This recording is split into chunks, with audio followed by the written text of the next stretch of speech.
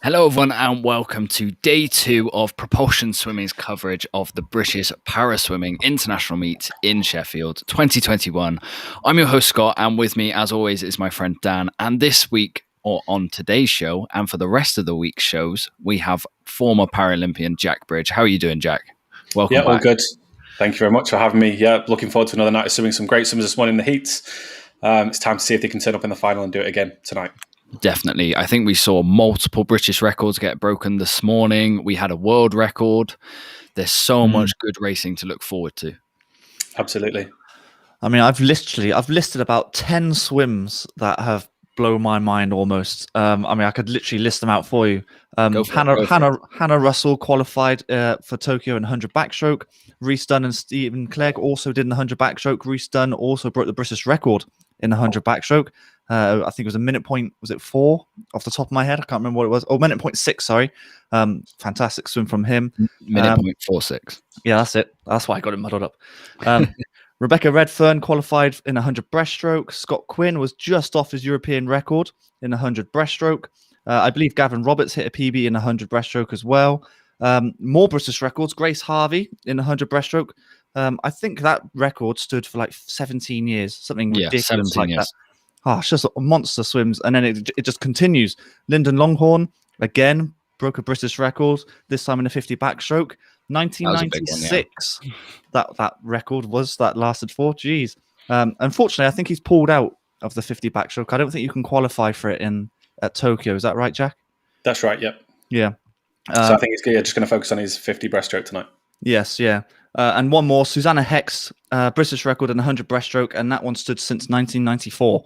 So massive. Just monster swims all around, really. So yeah.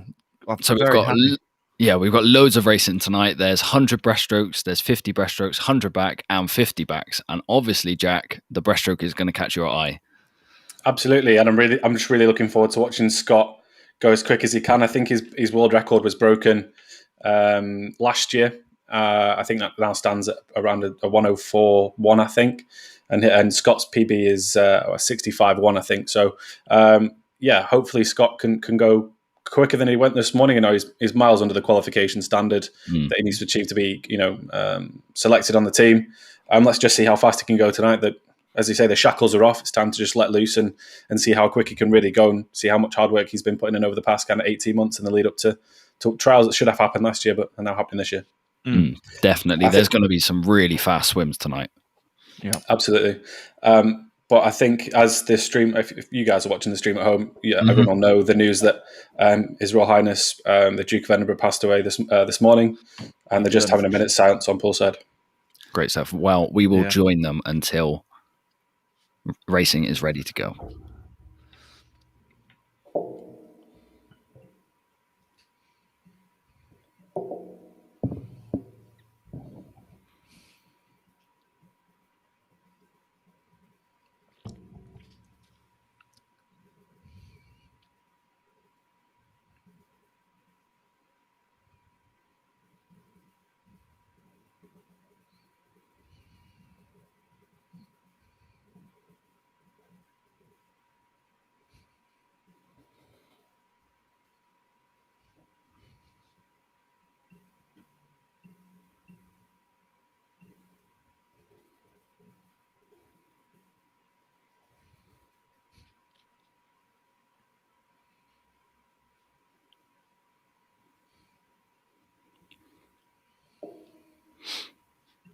Okay, guys.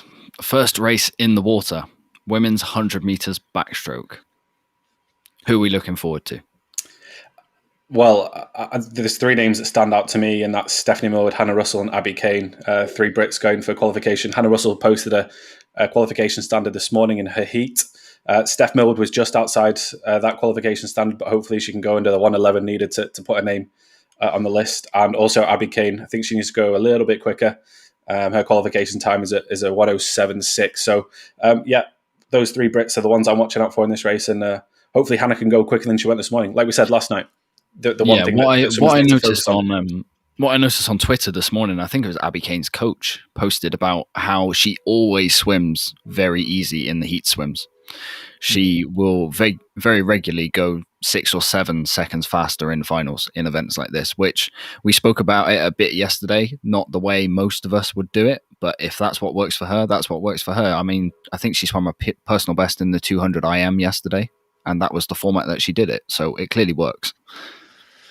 Different things for different swimmers, isn't it? So if that's the way that her body works or her mental side works, then we can't knock her. I mean, if she can qualify for Tokyo, then by all means do exactly what she's doing. So, but she's got a good chance. What sort of time has she got to go? An S13 for 100 backstroke. So it's 107.6 is her qualification standard. Okay, so that would be a good personal best if she gets that. So her PB currently sits at 109. Okay, so but again, she PB'd last night in the tuna medley. Yep. So let's just see. She's obviously in good form if she's PBing last night. So let's see how she goes. And obviously the fitness is there from the tuna medley. So yeah, she's got every chance to produce a PB.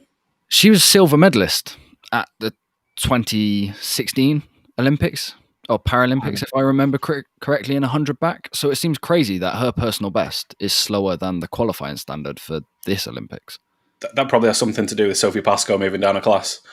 We spoke about that last night, how one classification change can have a massive effect on anybody's swimming career, really. So, yeah, it can make, sometimes those things can make and break you. So sometimes people get classed out and some people get classed down and they're still miles ahead. So, yeah, let's just see how quick she can go tonight, and hopefully she can push the mark in and get towards that 67 that she needs to be considered. Yeah, she's got some fast swimmers around us. I think the lanes in the middle are both looking at 66, 65 seconds of their personal bests. So if she can stick with them, hopefully she'll get that qualification time. Well, what do you think Hannah Russell's mindset will be, seeing as though she knows she's qualified for Tokyo? Do you reckon that would drive her, that would inspire her more to swim faster, or does it actually demotivate you a little bit? I think the thing to focus on is for Hannah, with all due respect to the meet, Hannah knew that she was going to qualify for the games. So this is really, a rehearsal for what's going to happen in the summer. She knows that this is not going to be as easy come heat to final as it would be, in the summer. So this has just got to be a dress rehearsal for her to make sure she gets her preparation right during the daytime, so that when she comes back on for the finals for whatever race she's doing, that she can convert heat to final. That's the most important thing, to try and make sure that she puts herself in the best position to win a medal in the summer. What I will say for anyone who is joining us on a live stream for the first time, I say it every time, we don't have permission to show the swimming on this live stream. We are just an alternative commentary and live reactions. If you listen to us alongside the existing British swimming feed, that is the best way to get full effectiveness of our input. It's just a different type of commentary, really, isn't it? So, something a little bit different, quite laid back. And obviously we have Jack's experience as well of the parasite of swimming to help us out.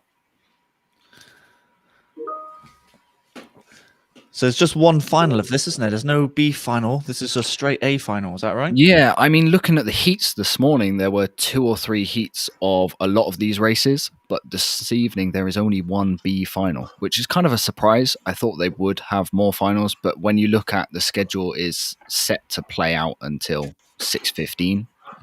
They don't want sessions to last more than an hour. I would guess that's why there's no B finals. Yes, yeah, probably. That makes sense, doesn't it? Even though it's supposed to be a little bit longer this evening than it was yesterday. But I don't know how much gap there's going to be in between each race.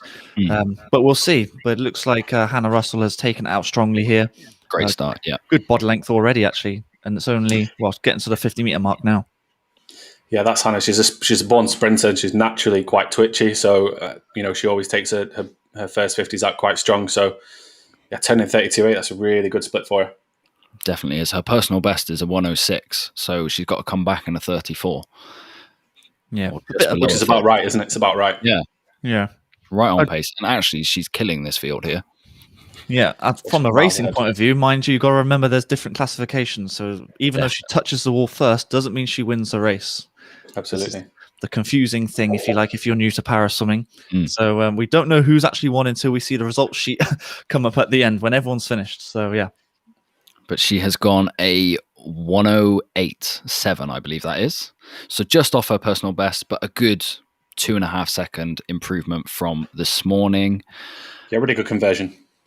Abby Kane, a 1:14, so not quite the qualification time that we were talking about. But again, that's an improvement from her racing this morning as well. And along with Stephanie Millward, again, another converted heat to final swim, a couple of seconds dropped from the morning. So yeah, it's a good swim. And again, talking about Stephanie, that could be a potential option for the 4x1 medley relay team. So the girls, the GB team, are the world record holders in that event. So yeah, looking to put up another strong team. And yeah, Hannah Russell, 885 points to take the win there. So that's a really good swim. So what you will notice if you're watching this live stream is there are a fair amount of gaps in between the races. And that's because the swimmers have got to go behind the blocks. They've got to collect all their stuff. There can't be any crossover with the previous heats. They then got to get away into the cool zone, and then the next heat will come on. So we do have a bit of time to pick Jack's brain in between races. So something I would like to talk to you about, I saw this morning, is a few swimmers were swimming, I believe it was the breaststroke races. They were swimming without any entry times because they were going for their classification. And it was mentioned that a lot of these swimmers wouldn't ever race breaststroke again. So to be classified, do you have to race every single stroke? Yeah, so it's a good idea for to enter like a breadth and depth of different events, ranging from different amounts of distance and also stroke. So it's just to give the classifiers the best opportunity to kind of review your technique and how you swim with your impairment. So yeah, you'll see lots of it. There are lots of different swimmers. So I think Mikey Jones on the 100 breaststroke this morning. Yeah, he must be going through classification this week because Mikey is a born and bred 400 meters freestyle, and that he doesn't deviate from anything other than freestyle. So to see him swim 100 breaststroke was a bit weird, but I just assume he's going through classifications. It's just a way in which, like I said, the classifiers they'll be in the stands watching the swims and watching the technique and how they go through the water, just to make sure that they're in the right class. How much detail goes into these reclassifying in the races? Are they watching film back, or are they literally what the stands is, let's say 20, 30 meters away? Do they judge from there? Yep. So they'll have a couple of assessments days on. So I think we spoke about this last night. So Tuesday, Wednesday this week will probably have been assessment days where athletes will have come into the swimming pool. They'll have done an assessment on a physio bench to test their strength, their muscles, their range of movement. And then they'll move into a water test where the assessors can see how they move through the water. They'll ask them to do a start. They'll ask them to do a couple of lengths in each different stroke. And if they pass those two tests, then they get permitted to swim at the weekend, where because you're under pressure, because you're in a race situation, you'll obviously want to swim as fast as you can. So if there's a deviation between what they see in the water on a Thursday, or the Tuesday or the Wednesday whilst they're doing their assessment, it usually shows up in the racing situation. Make sure no one's kind of faking it. Exactly, because there is the opportunity, for manipulation of the rules, shall we say kindly, rather than cheating. Yes. Okay, you can be classified in different strokes, can't you? So I think Ellie Chalice is an S3 swimmer when it comes to front crawl, but breaststroke she's an SB2. So you can be different classifications for different strokes. Is that right? Yeah, absolutely. And so it's the same for me. So I was a SB9. Sorry, I was S10, SB9, SM10. So there are 3 different classifications within the classification system. So B stands for breaststroke, M stands for medley. Usually your back, breast, and butterfly classification, your S classification is the same as your medley classification. And then your breaststroke is usually 1 down, or sometimes, depending on how you swim breaststroke, it could be all the same number. So it just depends. Everyone's different. But like I said, it's not a perfect system, but it's the best we've got at the minute. Okay. Next race is behind the blocks, and this is a big one. This one is one I was really looking forward to after this morning's heat swims. To put it into perspective, Jordan Catchpole, who was at the start of the day the British record holder in the S14 100 meters backstroke, is actually the slowest qualifier for the S14s for this final. It's British talent galore in this final. Yeah, para swimming, when it comes to men's backstroke, especially the 100 backstroke, is on fire, isn't it? I mean, I was excited before the heats this morning for this race, and I'm glad I've kind of proven right that these guys have just done incredibly well. And I've got high hopes for it right now. I do believe the British record goes again. I think Jordan Catchpole goes quicker. I think Louis Lawler goes quicker. Honestly, I think they all go quicker. So really looking forward to this one. Yeah, so the two that hit the qualification times this morning were Rhys, Dunn, and Stephen Clegg. They both got underneath the Olympic consideration times, and which I believe is a 101 for Rhys, Dunn. Yeah. Yeah, So- 101 for Rhys Dunn and the S14s, and Stevens was a 102.2. So, yeah, comfortably underneath the time. Let's just see if Jordan and Louis can join Rhys in that S14 classification and take another 3 athletes. I think the standout race last night was the S6 medley. This is probably going to be the standout event for the S14s moving forward. But again, S14s worldwide is really, really competitive. So just have to wait and see. I mean, down in lane 7, you got Rhys Davies as well, who's no slouch. So it looks like, just sorry, boys, to interrupt. It looks like Stephen Clegg has pulled out of tonight's race. He's quite happy to swim his qualification time this morning, and looks like he's taking a chill pill tonight. Really good start by Rhys Dunn, by the way. Yeah, very good start. It looks like that race is going to be on the top side of the pool, which is a shame for Rhys Davies. He's a little bit away from the action down at the bottom.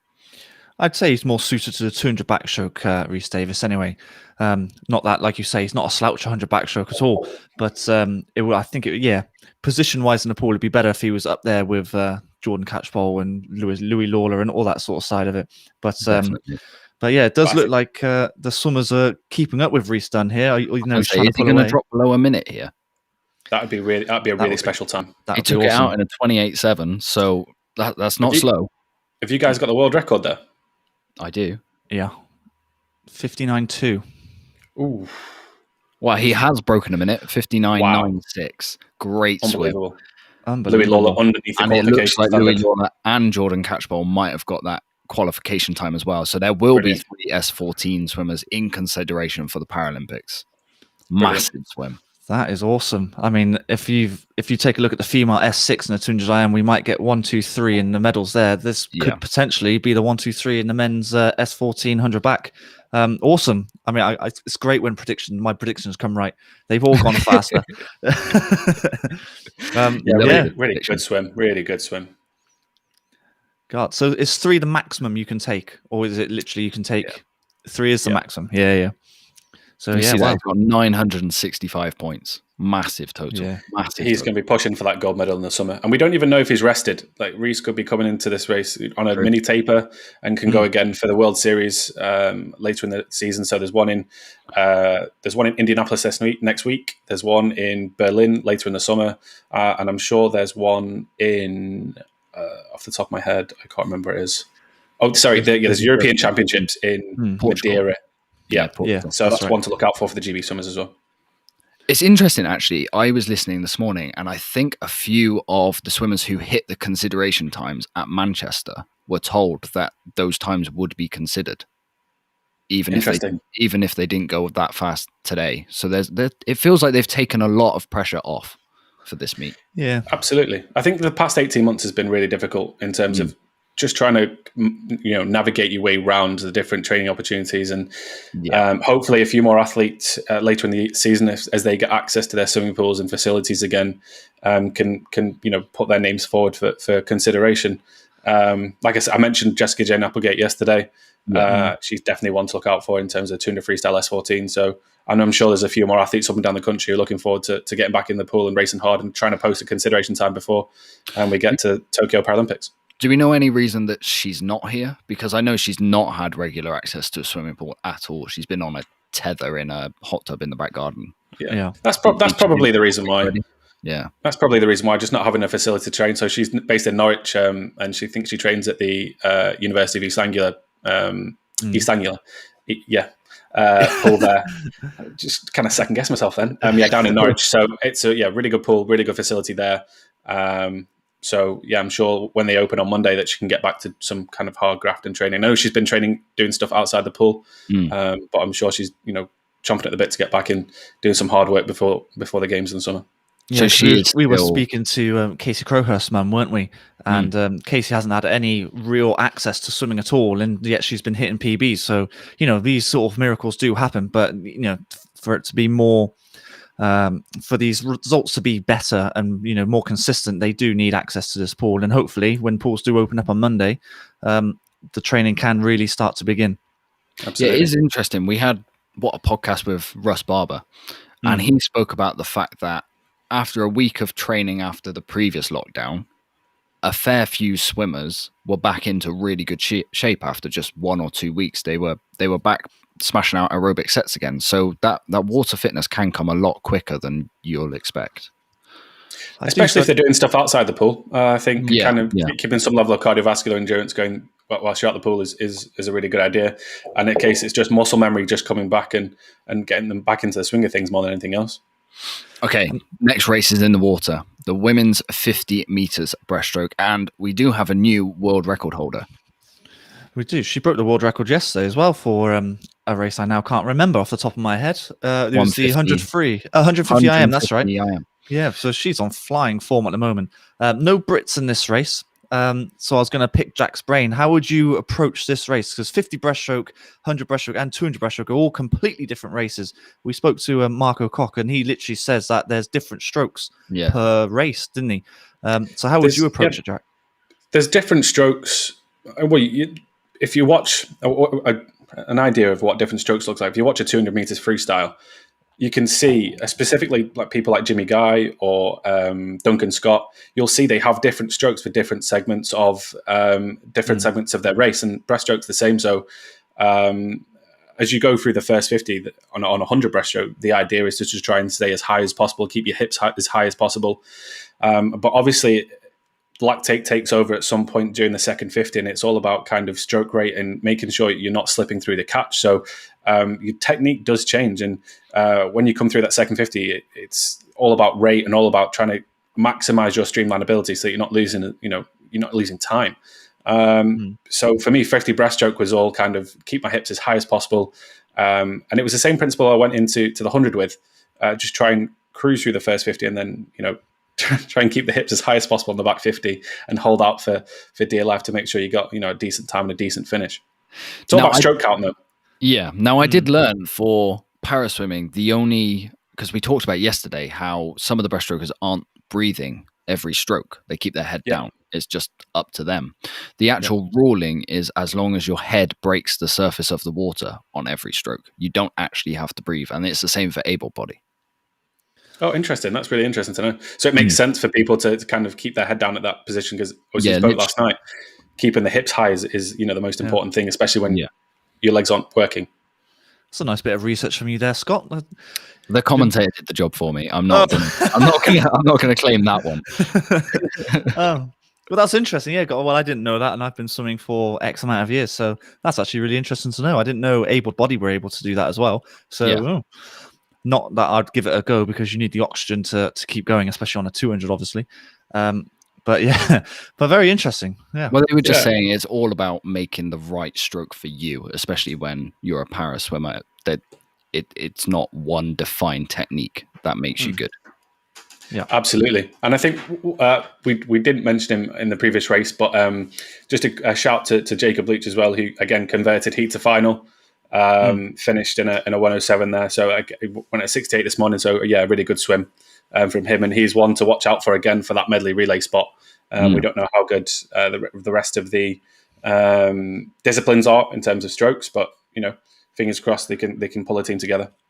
Yeah, it's not so clear. Like in able body, it's literally whoever's fastest in the 100 back, 100 breaststroke that you're going to be put on a team. But like you were talking about yesterday, it's a lot more different with the para. It's a combined total of, is it 34? 34 for the classifications. 34 points. Yeah, absolutely. So it's not all about taking the fastest ones. Otherwise, you just take loads of S14s, obviously. Exactly. But they have their own relays. So yes, yeah. So it's all very different, isn't it? Absolutely. But just as fun, and like I said, watching that race is really cool to watch because there's so many different combinations you can have, and they all kind of finish at a similar time. It's has this S3 got enough in the legs or enough in his arms to make sure he beats the S10 who's coming at 1,000,000 miles an hour behind him. It's a bit like a yo-yo. You could be miles ahead in the first leg, then miles behind on the second leg. Absolutely, I find those races the most fun out of all of them. Well, the best race ever was that 4x1 freestyle relay in Beijing, wasn't it? When Lizak came back like a train. Makes it the most exciting thing ever. It brings drama. Come back, yeah. Everyone loves a comeback. Yeah. What was his split then? Was it like a 46 dead or something? 46 dead, which Duncan Scott got really close to. Really unbelievable. Which is bonkers to think of. He had to go that time to win the gold at the Worlds, didn't he, Duncan? Yeah. I mean, That was hopefully, mad. hopefully he goes that again in Tokyo. That'd be nice. It's just his body shape is just so much different to the big guys. You'd think of Lizak, you think of back in the day like Cesar Cello and those guys who are absolutely massive. Yeah. Interesting point on that. We spoke to the swimsuit guy. I'm sure you know him on Instagram, YouTube, and the reason swim and body shape has changed is because those super suits that people were wearing back in 2009, they allowed you to be massive. Paul Biederman, the reason he was good in a super suit and dreadful out of a super suit was the size of him. So if you look at 200 freestylers now, they're actually quite scrawny compared to what they used to be. And that's because they no longer have that laser, that Arena X Glide, making them buoyant in the water. Well, there was talks of people wearing like two suits and being able to trap air in between both the suits and stuff like that. It was an absolutely crazy time. But I remember watching that 2009 Rome World Championships, watching Phelps versus Kavic. What was his name? Kavic, yeah. And I think there's an American TV network like recording on YouTube, and they go absolutely wild in the last 15 meters as it just overtakes him. It's sick. That's a really cool race to watch. But I remember I was in LA at the time on a holiday watching that, and it was unbelievable. Did you ever get to race those suits? I had a couple of. So what we used to do is during taper, we'd find any way to kind of make us feel fast. So sometimes we'll do stand-up swims, and I had a couple of lasers, full body suit lasers that I'd used to just whack on and do a couple of 50s. And I think the fastest time I ever went was like a 31.9 for 50 breaststroke. And that was with a laser suit on. So obviously I never kind of got that quick when I was shaved down and stuff. But the suits made you feel, it's almost, it's really psychological, made you feel like superhuman. Yeah. We asked our listeners, didn't we, if would you want these super suits to come back in the future or now or wherever? And the vast majority said no, they would rather not have these suits ever again. And it's just pure talent, I suppose. There's no technology involved in your performance. It just got almost politics, didn't it? Yeah, it's almost technically, it's just technical doping, isn't it, really? Because there was athletes that were using one brand who didn't provide, the same kind of technology that other suits. So you think of the laser, you think of the Arena suit. Yeah. But how well have Arena done since the change of suits? So with all due respect, that was Arena Speedo was the go-to at Beijing. And then you look now, most top athletes are using Arena suits. So the politics is still there, but I suppose the difference in the suits now is very minimal because of the regulations. Yeah, we don't talk about the suits overly, do we? No. And that's the main thing. We should be talking about the performance of the athletes. And it's the purity of the sport that it is now is probably it's in its best place as it is now. Okay, next race. We're behind the blocks, and we have one of the standout swimmers of this morning, Lyndon Longhorn. He's going again. He's not going in the race where he broke the British record this morning, but this evening he has the British record for the 50 breaststroke, which is a 57.36. This morning he went a 59.73. So there's a bit of improvement to be had, but going off the form for other races, there's no reason to say he won't get that. Yeah, he's in fine shape, and he looks a bit more trim. Look like he's lost a bit of weight. I'm not sure if he's going through reclassification this week. I'm not sure, but the breaststroke was always his stroke. He worked with. I mentioned last night. Worked with Takayuki Suzuki, the Japanese Paralympic swimmer, who's a 50 breaststroke specialist. So Lyndon and Taka trained for about a year together. Obviously, quite similar in their disabilities. Lyndon obviously has learned from the best. Taka's, world champion, world record holder at some point. Hopefully, Paralympic champion in the summer. And it looks like he's got off to a really good start here as well. Yeah, what's good about it is that the three swimmers in the middle actually have posted very similar times from this morning. That I think it's like a second separates all three of them. So this is a perfect situation for Lyndon to better that British record that he already has. He just needs to stay on the hips of the other two, basically, and then he's got it. Absolutely. Again, using that technique of 2 strokes under the water and then taking a breath, it's used by all three swimmers here in the middle. Yeah, I think rhythm is extremely important, especially if you're adopting that sort of technique, because you don't do it in front crawl, don't you? You don't breathe every 2 and then suddenly breathe every 5. It just doesn't. You got to be in some sort of rhythm and flow, and that's what these guys are doing as well. What's the time there? Oh, it's not coming up. Typical. There we go.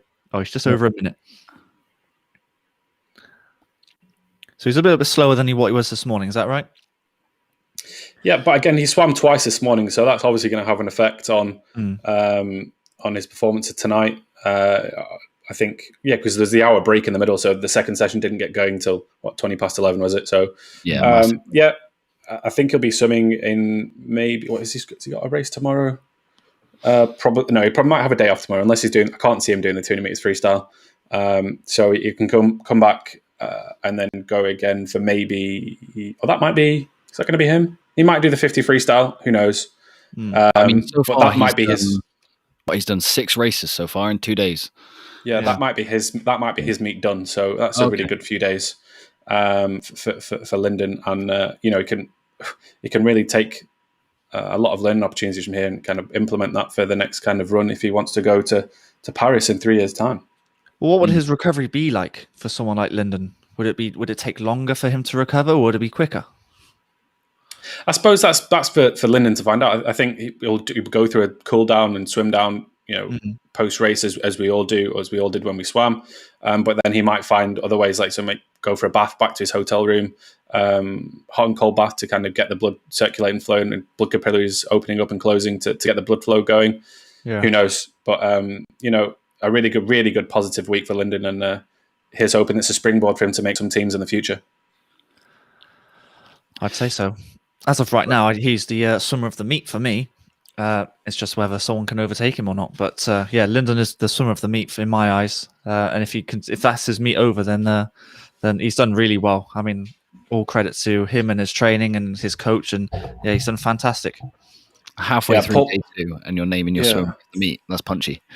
Paul Woodley at Doinside's a great coach, and well, do you know what? I tell a lie. He's due to swim tomorrow morning in the 200 freestyle, so it's not the end of his racing so far. But hopefully another good couple of days of swimming for Lyndon, and see how he goes. Again, I said he might be going through reclassification. That's why he's doing some different events. But like we said, he's had a stellar meet so far, and here's to us springboarding into something bigger and better for next year. Okay, next event on the program is the women's 100 meters breaststroke, and again, this one's a very stacked field. We had some really good times in it this morning from Louise Fidesz. I know Rebecca Redfern, she hit the Olympic qualification time. You've got Ellie Simmons, Maisie Summers-Newton, Grace Harvey, who set, I believe, the British record in this event. That's right, yeah. And then same for Susanna Hext. So there should be fast swims all over the place here for all sorts of different classifications. Absolutely. I was going to say it's an S6 race again, but it's not, because Grace is in the S5 for the breaststroke races. So that, do you know what that puts into perspective? Her medley races as well. So the fact that she's an S6 for butterfly, backstroke, and freestyle, and the fact that she's an S5 for breaststroke, it means she's a classification down on the other two in that S6 race. So that that's an incredible effort that she's been be able to be so competitive in that medley relay race. Yeah, and if I remember from listening in this morning, Rebecca Redfern, who hit her Olympic qualification time, she's a year off having a baby, and the only reason she's aiming for the, did I hear that wrong? I have no idea. I believe that's right, and she wouldn't have gone to Tokyo had it not been pushed back, which is some going. So she had a baby last year? She had a baby last year. Oh, right, okay. I thought you said she was a year out. I was like, what? She's planning to have a baby. I said that very wrong. You got your biology completely wrong there. Yeah. Oh, so she's a year out. So sorry, yeah. So last year she had a baby, and wasn't going to go to Tokyo, and she's back in the water, and she's got the qualification time.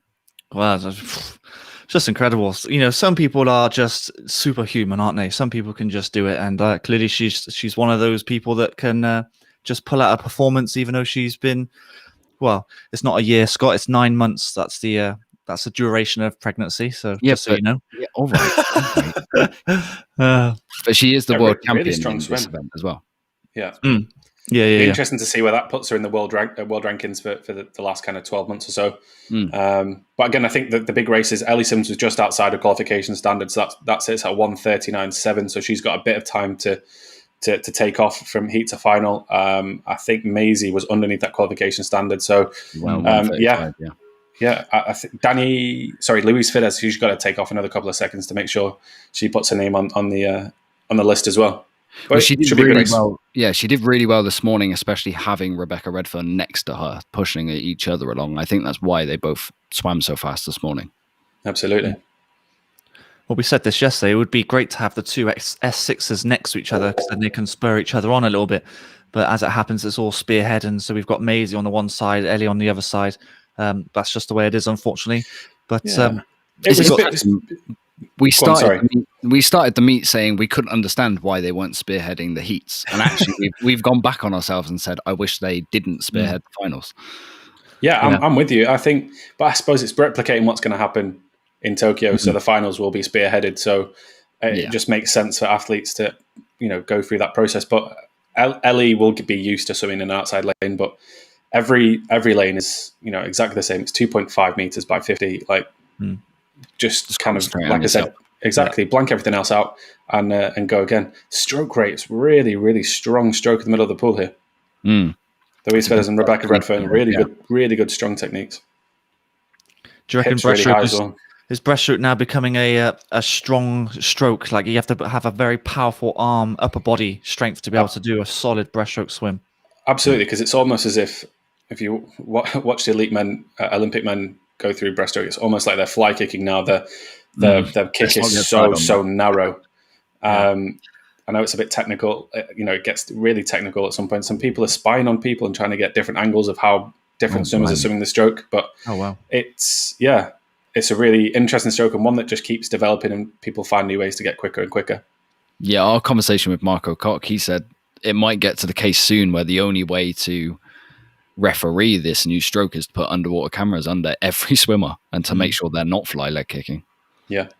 I think we talked about that was Shimanovic, wasn't it? Because he was doing 2 fly kicks off the underwater phase. So I think he's right. You have to put the underwater cameras in just to double check it all, really. So Louise Fidesz has gone a 1:16.8, which underneath the qualification time, going on Jack's reaction. Absolutely. Yeah, that was a really, really good swim. Yeah, qualification standard was 1:17.5. So quite comfortably under it as well. That's a really, really good swim. A lot of these swimmers here have gone a good 2 seconds faster than they did this morning. Let's see if Ellie Sims can do it. 1:40. Oh, she just missed out.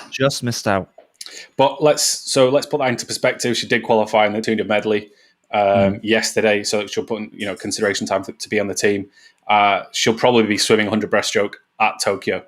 So what they normally do is because she's qualified elsewhere.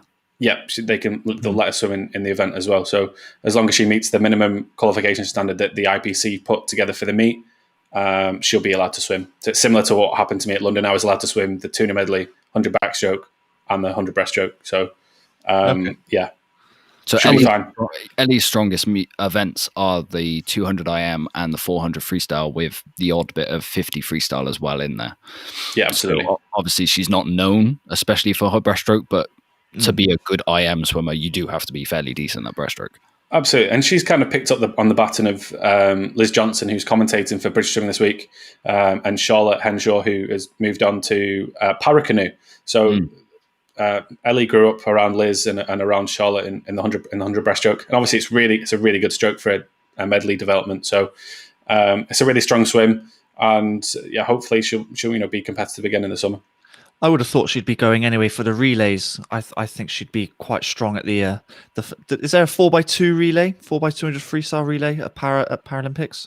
No, so it's just a 4x1 free and 4x1 medley. Yeah. I would have thought she'd be on one, if not both of them, actually. Yeah, well, it depends. You just need to find a good kind of combination. If we've got combinations higher up in the classifications, then there's no reason why she couldn't be on the list. But don't forget, there's Eleanor Robinson to come back. There's Maisie Summers, who might be quicker over 100 meters. So it just depends what the combinations look like to produce the fastest time. And British Swimming will have all that data going into the selection policy meeting. What? It's your event now, Jack. 100 breaststroke. It is, and this is the B final, B final, right? the only event of the night with a B final. Yes, You've got absolutely extra time to talk about it. Yeah. I'm really excited for this. How would you approach this race? What was your tactics? Was it take it out hard or take it out steady and bring it back strong? How did you do it? I think we spoke a little bit last night about the mental preparation and how I used to go about sitting in a dark room and going through the processes of trying to visualize how I wanted the race to go good, how I wanted, if it went bad, what I did do to kind of correct that. And it was all about executing the plan. So it wasn't about going out particularly fast. It wasn't about coming back particularly fast. It was all about hitting 23 strokes on the way out and 27 strokes on the way back. And if I knew I was there or thereabouts in terms of the stroke count, I knew I was going to post a pretty quick time, because if it's any more than that on the way back, it means I'm spinning and losing catch. If it's any more or any less on the first 50, I know my stroke rate isn't high enough. So, it was a case of just executing the plan that me and my coach Louise had put together, and making sure that I just focused on what was most important, and that was me controlling that piece of that bit of water that I can control. I know I talk about that a lot, but really that's what swimming is. You can't really be bothered about what else is going on in the swim pool. You've got to block out all the noise and just focus on just getting your job done, and that's you against the clock, which is for these athletes. How far in advance do you make that game plan for your 100, say at trials? Are you doing it the week before? Are you training for it months before? Yeah, we'll have a meeting. I wanted my all my data kind of in place going into the season before London. So we had a strategy meeting probably in August, September of 2011 after the Europeans had had a bit of a break, and then come back, and me and Louise sat down and said, right, how do we want our races to look this year? Where do we want to race? And kind of what times do we think would be competitive and enough to get me on the team? So we kind of put a time in place for trials. And then once we'd finished trials, we then thought, right, how much time can we drop going into London? So, it was just a case of periodically looking at how training's gone, and then putting a plan in place for the future. We wouldn't kind of speak about any specifics of those meetings. It's more big picture. And then as we drill down towards the meet, it's just, let's just see how fast we can go following the same game plan. How important is the start? Because I imagine you've got to be extremely streamlined, obviously. And is it true that you can go past 15 meters off the start? I don't think you'll see that in a paraswimming. Not in a event. paraswim, but in general. Yeah, I think. I'm not sure. That's a really good question. Okay. But in terms of paraswimming, in terms of breaststroke in the start, the stroke rate's really quick as well. I think it depends on the athlete. So if you're quicker swimming on top of the water, then it's a good idea to come up, rather quickly. But if you So for me, I was kind of like that halfway house. My streamline position isn't great. There's a massive kink in my left arm. So I'd come up at around like 12, 13 meters. Well, maybe not that, probably about 10 meters, whereas some athletes would go a little bit further. And that's because I knew that I was quicker whilst I was moving on top of the water. So it's a case by case, individual by individual basis that you've just got to figure out the best way to go about getting from A to B, really. And then B back to A. You say that the catch is the most important part of breaststroke, and your left arm doesn't fully extend. So how did you put that into practice and training? But if the way you look at my arm, it's literally the perfect angle for breaststroke. So when you first pull out that phase, when you come back in here, that's the angle of my arm. So when my arm's out there, it comes out, and then it's already at that correct position to maximize the catch to bring that propulsion, that height from the stroke. So I was kind of lucky in that respect that my impairment almost not necessarily helped me, because I did miss out on a little bit of the catch, but I was in that powerful, strong position as soon as I needed it to be. Okay, first final, B final is almost approaching the end. Will Perry, the Perry, S6 swimmer, he's converted heat to final, so he's gone just about half a second quicker than he went this morning. So that's a really strong swim from him. And again, he'll be one. Yeah, he'll be one for the future as well. He's only 21, so definitely one for the future on that. Oh, my stream's buffering again. Yeah, so is mine. So is mine. The stream might be down. We had this problem But- once, didn't we, with the We other did. stream that we did at Manchester? It went quiet for about 2 minutes. But yeah. But this A final is something to really look forward to. Scott Quinn, Conor Morrison, they are, some top swimmers. Conor Morrison needs to drop a little bit of time to make sure he's underneath that consideration standard. And then hopefully someone else can sneak under that 107 qualification standard. Jack Milne is a little bit far away, but, I said stranger things have happened than someone to drop 3 or 4 seconds in heat to final. So it'll be interesting to see how quick Scott goes. I think, he's going to push that 65.0 as much as he can. Like I said, the stream's ended. Is it for you guys? No, mine's still buffering, but is it Is just it not completely working? gone, has it? Yeah, mine is now playing the Manchester British Swimming Invitational meet from March. Oh, are we Oh, off? yes. Look at that. It's not working. Oh, It dear. could be off air. Yeah, just finish the stream. Oh, well, that's good. Oh, that's always handy. Yeah. We might miss the race that you came to see, Jack, Literally. because they won't stop the swimming just for the live stream. I can promise you that. No, they won't. No. That's such a shame. I was really looking forward to Scott Quinn because I was hoping, I had massive expectations for him to go like 65.0, something around that sort of region for 100 breaststroke. I could only dream of going that fast. I think, and it puts into perspective how much quicker able-bodied swimmers are. So you're thinking, Adam's nearly 9 seconds quicker? 56, yeah. Yeah, ridiculous. So, I've got the live scoreboard on my computer here. So, that's the way to do it. He's more I prepared. wonder if it might show us the splits, because I'm really interested to see how quick Scott can go. He's working with Chris Gilchrist up in Edinburgh, who is a fantastic 200 meters breaststroke swimmer. Went to Beijing. I think he got a silver medal in the Barcelona Championships in, I want to say, like 2007, maybe. Racking my brains. I think it was in Barcelona. Might have been Melbourne. Might be Australia. Yeah. He's in a really good place, really strong place for breaststroke swimming. Oh, there we go. I've got the live scoreboard up myself. Oh, well, I haven't yet. Oh, come on, Dan.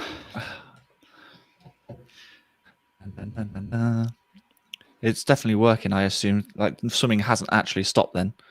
Well, no times have been posted so far on the live scoreboard, but the live scoreboard is obviously going on the website. But when you look on YouTube, British swimming seems to have gone completely down. No, it just ended, didn't it? That's a shame. I wonder if they've tweeted. A reason why the stream's gone down. Obviously, gremlins in the system, boys. Yeah. Whilst we're here, you guys looking forward to the Olympic trials? Is that next week? Next week. I am absolutely buzzing. There have been some ridiculous times set around the world, kind of the past 2 weeks or week even. Like some of the times that they've just blown up. I never thought some of these times were even possible in April.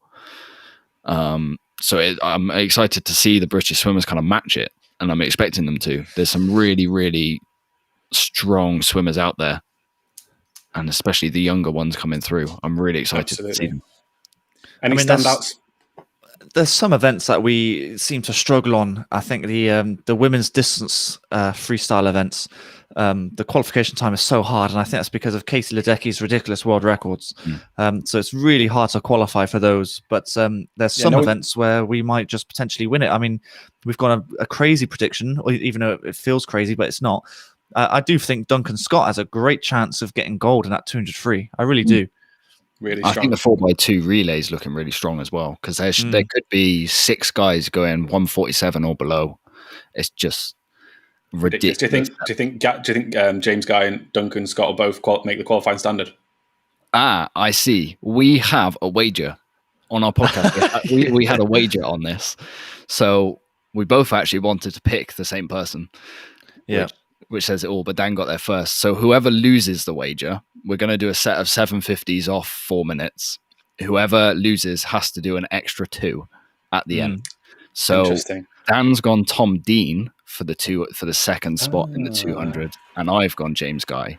I think Tom Dean's been in some ridiculously good form and doesn't get absolutely. enough We're strong at Manchester, but the name, obviously, James Guy. And how will Tom Dean deal with the pressure of being at trials and stuff? You don't know, do you? Whereas James Guy's been there, done it all, and is world champion. So, I'm really looking forward to it. I think, we're talking about the women's distance racing. No one's really taken up the baton since Jazz Carlin called it quits after Rio. Just hopefully someone kind of steps up and just takes it to that next level. Because Jazz was a fantastic athlete, and I think there's Holly Hibbert coming through, but of course, she's still quite young for a distance swimmer. It does take a lot of years and a lot of endurance on the shoulders. And I can tell you guys that the live scoreboard is working because I can see a clock moving. So we will get the split. So Scott Quinn has turned in third in a 32.1.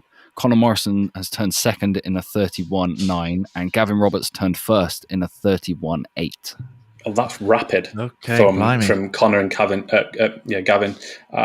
Quinny's going to have to come back pretty sharp if he wants to start hitting 65.0. I don't think he will. I know he's already hit the qualification standard this morning, but might he be cruising? I don't know. Is it another one of those swims where he's just swimming through the meet? There we go. He has one. In fact, that's almost an identical time that he hit this morning. He's gone a 105.97, scoring 918 points. Tell you what, this scoreboard is really good that you can see the points immediately. So you can actually see where people have finished. Absolutely. Straight away. Conor Morrison, Gavin Roberts just missing out on the qualification standard, which is a 67.7. Really good positive swim. He went out on a 32 and came back in a 33. Ridiculous. You can't ask much better than that. That's almost negative split in it. It's ridiculous. See, that's in my head. If you're doing 100 meters, that you just go out hard from the beginning. I don't like the idea of relying on your back end speed, which some swimmers can do. I think Ian Thorpe was a classic example of that. Yeah, it's every Aussie. But pretty much every Aussie. But I would much rather get out there to begin with, and then it gives you the best chance of doing well. Which I think that was a tactic from Conor and the other swimmers as well. Kevin, yeah. But again, these swimmers, this will be their first or second swim of the year. So hopefully they'll be getting quicker as they go through the season. And Conor and Gavin have definitely got a little bit more in the tank to give in terms of, kind of challenging that 67.7 qualification standard. So there'll be more opportunities for them later in the year. No, exactly. But what time did... so they've got the whole... Oh, this is interesting. I think that's the full results. Yeah, they've got the B final. They've put them up as well. Yeah, I'm just interested to see if Gavin Roberts hit a PB because his personal best score was a 111. I think he did. I think he hit a PB this morning by points. I don't know. I think it was 3. And then he's just absolutely smashed it tonight, going 2 seconds quicker again. Blimey. That's a really good drop off heat to final. That's really, really good. So obviously he's got himself psyched up for tonight, maybe some caffeine in. And he's, putting a really, really strong performance. Yeah, I'll tell you what. That's what we used to do. We used to take caffeine tablets before our finals, and it used to get buzzing. It was class. Did it work? Did you sleep the night after them? Yeah, because your adrenaline is so high, and you put so much into that kind of 60-second period of time that a huge crash. Yeah, literally, there's just a massive kind of caffeine crash. My dog's come over to say hello. He's obviously thinking a dog is always welcome on the live stream. Yeah. He's a bit big to pick up, to be honest. And he hates being picked up, so I won't. But he's here to say hello to everybody.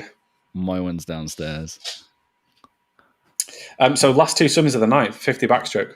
Yeah, we have no live stream for British Swimming. For anyone who's joining us, this is Propulsion Swimming's live stream. But we do have a live scoreboard. We have Jack with us. We are going to be commenting along, and we can see splits and everything like that, which is handy. It's the best we can do right now, seeing as British Swimming seems to have gone off the radar. Absolutely. Yeah. I wonder if it's a good idea to put these live results up with our stream at the same time. I don't know if if you're able to do that, Scott. That'd be quite good. That's a really good idea. We'll have a little play with that. Do you want me to give a go? You can have a go. Yeah, have a go. Why not? And then we can use it on the live stream. That'd be quite cool. I will go quiet for a second. But these last 2 races are very much internationally dominated. And like I said last night, it's really good to have international athletes come over from all parts of the world to participate in this World Paraswimming Series event. And like I said, this is the start. This will probably be the first or second time these swimmers are swimming all year. So for them to have a racing opportunity and a world-class athlete alongside world-class athletes here in the UK and abroad is a really fantastic job. So kudos to UK sport, to British swimming for getting this on, because I'm sure it's not easy with the current conditions and the current climate. So I'm sure we'll see these athletes again in the summer, more World Series events, and also hopefully the Tokyo Games. Yeah. Oh, we've got a little bit of a live screen going on here. We have it, but it's not brilliant. But it's not ideal. Okay. Well, it could work, couldn't it? Give me 2 seconds, and I will see if I can get it any bigger. Well, I was going to ask you, Jack, because I know you're very good friends with Ollie Hind, aren't you? Yes. We saw him race this morning, but he hasn't raced tonight. I think he's going through some classification stuff. What can you tell us about him? What's he going through at the moment?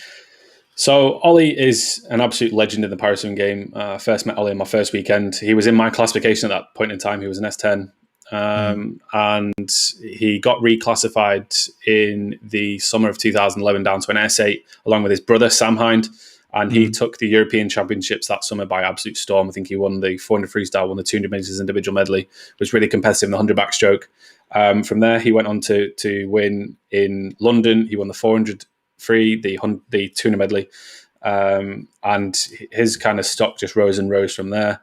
And then in 2015, I think he became the first paraswimming athlete for a long time to be Paralympic, World, Commonwealth, and European champion at the same time. So Ollie has given a hell of a lot to the sport of paraswimming, and to see him go through the classification issues that he's going through this week is a little bit sad for me, because I just know how much he brings to paraswimming and how much of a legend he is. And I would have, having a personal relationship with Ollie, I know that he would have liked to have gone out on top of the podium. Potentially in the summer, he could have gone on further, because he's only 26. So he's going through reclassification. He's stayed in S9. He got reclassified after Rio. So again, was double Paralympic champion, won the 200 meters individual medley, won the 400 meters freestyle, and then got reclassified in 2017. So yeah, a really difficult time for Ollie, but he's someone that I massively respect, and he's given a hell of a lot to the sport of paraswimming and really raised the profile again, like so many other athletes have done before him. And if this is the last time we see Ollie Hind, he's definitely had a fantastic career, and Ollie Hind MBE will go down in memory as one of the the best Paralympic swimmers that we've had in the country. Oh, absolutely! I can't disagree with you. That is absolutely true. He has been an absolute legend. I do hope he does continue to swim, because I love watching him race all the time. He reminds me of Ellie Simmons. Those two have just brought paraswimming in the British in the country just through the roof, and their performances from Beijing and London onwards have just stuck. They've been stuck in my memory ever since, and I really do hope he comes back and puts in one last big performance. But we'll see. You'll have to let us know. Absolutely, and Ollie is just really a really positive person. His impairment is muscular dystrophy, so it's a muscle wasting condition which can be stressful at the best of times. So for him to overcome all that and still produce the performance that he's been doing over the past kind of 10 years is remarkable. So if this is the last time we see him, then he's had an absolutely stellar career. And as a brother, as someone who've raced with, he's been part of relay teams. Because he used to do the backstroke for the medley relay, so I was taking over from him, and the amount of kind of practices we've done together, we'd room together, we'd spend days just chilling as a relay quartet, just relaxing in the hotel rooms and having fun, playing a bit of FIFA here and there, doing bits and bobs. Those are really, really special memories for me, and something that I won't forget for a long, long time. We've just had that race come up, so do you reckon the scoreboard's working on here? Looks to be. I would love to know, if anyone is watching this live stream for the first time, would you like to see this scoreboard kind of more often, or would you like to see mine and Dan's faces? The quality on the stream looks really, really good. I've got it on my second computer here, and the quality of the actual scoreboard looks perfect. So, it's good. Okay, so that was obviously the second to last race of the day. There was, I believe, a drop in the times by lane 5, am I going to try and pronounce this? Yeah, go on. Karina Lauridsen. Yeah, we'll get there. Yeah, we'll give you that. Full marks. I don't think there were too many other faster times. Well, the Dutch swimmer Mormon, she broke the world record this morning, didn't she? In that 48.22. I think she was just off it with 48.39, if I remember right now. She's been on fire. I think she broke the world record in the 150 meter IM yesterday. So she's just on fire. She's going to carry on. I'm sure she'll break another one tomorrow. It wouldn't surprise me. Go on, put some money on it, Dan. But I'm not that rich. I don't have any money. Been furloughed, so I've got none. I wonder if the British swimming feed has ended because there's no British swimmers left. That could be why. That wouldn't surprise me. But then we didn't see the final of the 100 breaststroke, did we? So we didn't. So I imagine it would be gremlins in the system because I would have loved to seen Scott swim that race. Remarkable, going out in 32.1, coming back in 32.8. That's an absolute joke of a swim. So yeah, guy's a freak, and we didn't even get to. I've been hyping up Scott and his lucky underwear all week, and we didn't even get to see it. I'm so annoyed. Is he racing for the rest of the meet at all? I'm sure he'll be doing 200. He might be doing 200 freestyle, but of course, S14s only swim 100 backstroke, 100 breaststroke, 100 breaststroke, 100 backstroke. 200 freestyle are their only events. I don't think they do butterfly either. Oh, of course, the 200 medley. So the S14 results at events are quite limited. Yeah. So I think Scott's one of those boys who's focused on his main event, which is by far and away the 100 breaststroke. If he does, he might enter a 50 freestyle and just do it breaststroke because it's a good opportunity for him to stand up and swim. He's done that in the past. Just have to wait and see. How do you feel about it being such a condensed program for para swimmers? I know obviously there's got to be a limit on the Olympic Games of how many events take place because we could go into 3 weeks worth of swimming. But do you wish there were a little bit more options out there for swimmers? I mean, it doesn't bother me too much. I think it's just sensible. Having competed at Paralympic Games, honestly, the whole process is so draining because it's heats finals every single night. And there's so many different races and so many different classifications. Like it doesn't need any more expansion. I know IPC have tend to reduce the size of the program, so by combining kind of the lower classifications and then going off a like they do in Britain, and a multi-disability kind of point system. But yeah, I think it's long enough. It doesn't really need expanding. And then as long as there's a variety of different races and events and distances, then I think Paralympic swimmers are happy and kind of can adapt. Some athletes will be, for example, some athletes in classifications S1 to 10 might be really good freestyles, and some might be really, really suited to a 200 freestyle. But then they're going to have to make the choice whether they would go down to 100 or go up for 400. There's no kind of option to do a 200 freestyle for an S10 swimmer. So that's happened on a few occasions where, like Ollie Hind would be a perfect 200 meters freestyle swimmer at S8. Like he would just absolutely smash it. He's got the perfect technique for it, but then he's had to step up for 400 because obviously it's a big difference, isn't it? Yeah, exactly. Yeah. And it's that's the sacrifices you have to make as a para swimmer. You just kind of have to adapt the way you swim and train for the event that kind of suits your style of swimming best. Yeah, it is a shame that not every event is available to every classification. But like you say, the Paralympics goes on for, was it 8 days? No. Yeah. Maybe even more. Even like 10 days, yeah. Pretty much 10 days. Yeah, because if every classification did every stroke, I think it'd take about a good couple of months. Yeah, to finish London was a long time. So I swam on the first day, I swam on the fifth day, and I swam on the last day. So I kind of had a nice spread out during the week. So it meant that I didn't have to go to every single night. Well, I did for an hour, but then went back to the athlete accommodation. But you weren't there till kind of 8:30 at night, having to watch S3 50 breaststroke. When you're there for 5 minutes, and it's I could be resting up for the final. So I did feel for the athletes that are kind of done after day 3. But it's the world's longest swimming meet, and like I said, it doesn't really need any more expansions. How long is the able-body one? The able-body, I think, is 8 days, isn't it? 8 days, yeah. Yeah, that's why I got mixed up. Yeah. I wonder if that could do with being extended to 10, because when you think about swimmers like Duncan Scott, he's now got to pick from events that he can swim, because he could swim multiple at a very, very high standard. If it was spread out more, I mean, it's the semi-finals that get people, because the semi-finals are always doubled up with a final somewhere or something like that. It's difficult. Yeah. I suppose it gives more swimmers an opportunity to swim at night time. Yeah, that's true. Rather than just having one swim and that's it, done and dusted. As the gentlemen get going in the last race of tonight, one thing I will question is at the Summer Olympics, are the finals going to be in the morning to kind of fit in with US TV schedules? It's already confirmed. So. They are in British time. They start at 1 a.m. and go till 3. So actually, in terms of British viewership for finals for Olympic swimming, there's going to be practically none. Yeah, because you it's say that, NBC program. I remember getting up at that time in the morning to watch Phelps, do his thing in Beijing. So I still think if people love the sport of swimming as much as we do, they'll be getting up at God knows what time to make sure they catch all the action, because it's going to be exciting, because we haven't had any performance swimming for what feels like an eternity now. So I'm really looking forward to a summer of swimming and a summer of high performance sport. Yeah, I'll probably get up as well. It's just I've got a 9 to 5. I got a 9 to 5 job. Yeah. Me and you both. A complete zombie. It'd be right. It would be right if we were all on furlough again.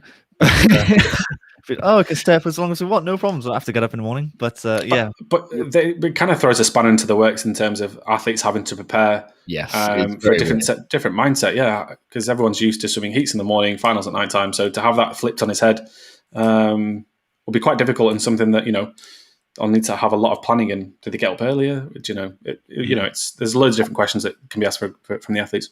I am glad that British women haven't done what they did for Beijing, which is where they made the finals for British champs in the morning. They changed it all around in this country, which it just felt like a little bit over the top. Yeah.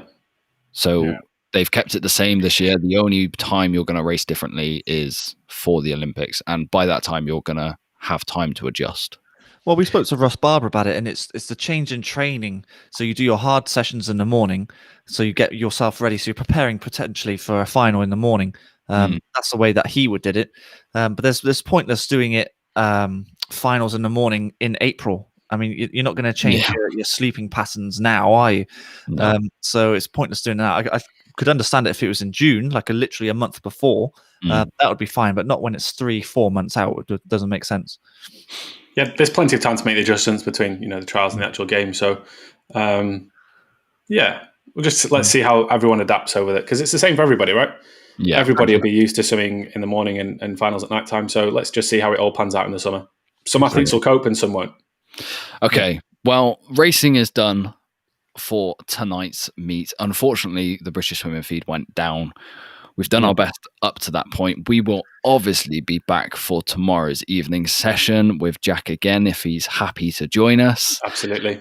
And hopefully we will see a full session of swimming on the British Swimming live stream, and we can have plenty more to comment on. Absolutely. Standout swims tomorrow, 400 free, 200 free, are going to be really, really competitive, really good. So, looking forward to some more fast racing in the morning, and let's see what the athletes bring tomorrow night. Brilliant. Dan, any standout swimmers today? I've lost count of how many British records have actually gone today. So, the standout swimmers have to be Lyndon Longhorn and Rhys Dunn. He's done it twice, being the first person in the S14 to go under a minute for 100 backstroke. I mean, that's awesome. Absolutely. For British point of view, yes. Yeah. So kudos to Stephen Clegg, to Rhys Dunn, to Hannah Russell, to Rebecca Redfern, to Grace Harvey, Maisie Somanutas, and Scott Quinn, who all went under the consideration time today. So that's a massive. I think he did it right then. Yeah, I think he did it right. I think para swimming in this country is doing all right. Yeah, absolutely. Great stuff. Okay, well, that rounds up tonight's live stream from Propulsion Swimming. If you haven't subscribed to us already, please do so. We really appreciate your support. And from the three of us, we will see you all tomorrow.